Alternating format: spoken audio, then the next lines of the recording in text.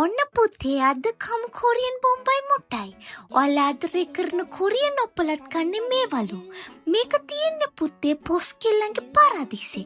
ඒ කියන්නේ බං OGF එකේ.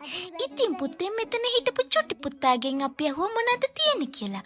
චුටි පුතා ගත් කටටම කිව්වා ඒගොල්ලන්ගේ ලාච් එකක් 990ට යන ඔප්පර් එකක් තියෙනවා කියලා. මට ඉතින් අඩුවට දෙනවා නම් දෙමළ පාත්‍රය හරි කමන්නේ කියලා මං ඉතින් ෆ්ලේවර්ස් දෙකක් ඕඩර් කරා.